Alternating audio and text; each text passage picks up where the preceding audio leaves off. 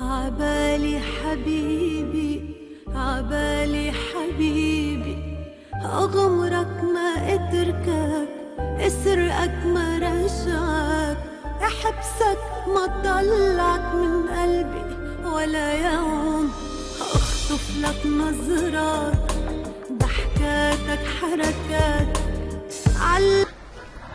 أنا موافق إني أطلب إيد أليسا للزواج وأرتبط فيها ارتباط وثيق.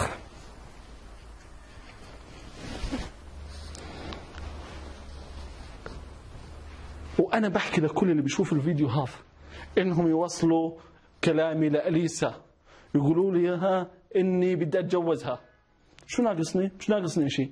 عيوني طالع محلى عيوني زي عينيها بالضبط وسع، منخار سمباتيك، شفايف زي شفايفها، هي شفايفها منفوخات وانا شفايفي منفوخات رباني.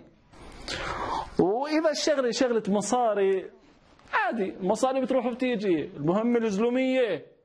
واذا بدها جاهه اسهل اشي على واحد اردني تطلب منه جاهه.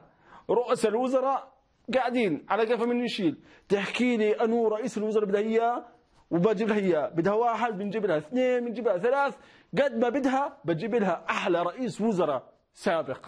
هي عريس من صدك ومن ردك، هي يا جبل عالي ريت البين لا يصدك ولا يردك، هي يا تدعس على اعداك يا عيوني، هي يا تصحى نمصحن الزيتون على بدك.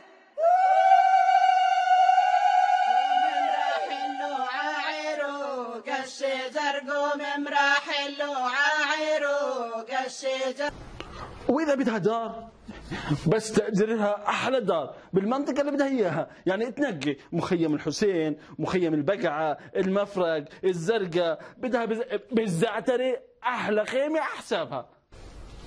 يعني ما إلها حجه انها ترفض، كامل مكمل.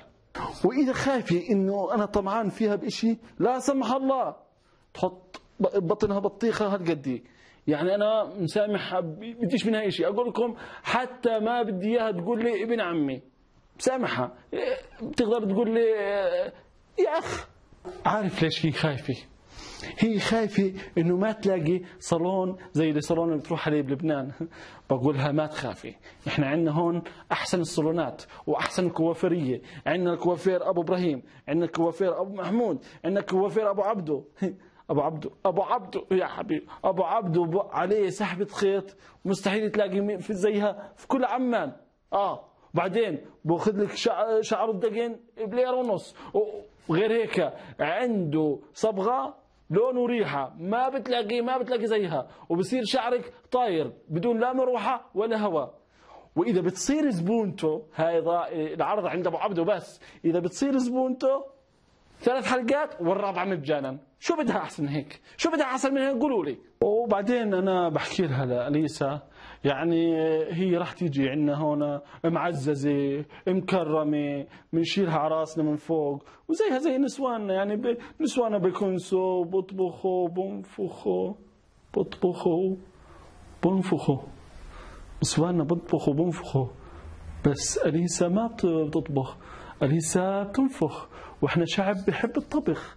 يعني اتوقع أليسا ما بتعرف تسوي منسف ولا مقلوبه. وانا بقدرش، انا ما بقدر انه وحدي اتجوزها ما تطبخ لي، بموت من الجوع. يعني لا يا عمي، لا لا لا لا لا لا لا لا لا لا لا، ما لي مصلحه. اسمعي أليسا يا اختي، ما لي مصلحه معك، انت طالق. طبعا مع حبنا الكبير للفنانة أليسا، وإحنا كثير بنحبها، بس هاي يعني حبينا إن تكون مزحة منا إحنا للفنانة الكبيرة أليسا، وإحنا بنحبك كثير. واللي شاف الفيديو وعجبه يسوي اشتراك للقناة، واللي شافه وما عجبه برضه يسوي اشتراك للقناة.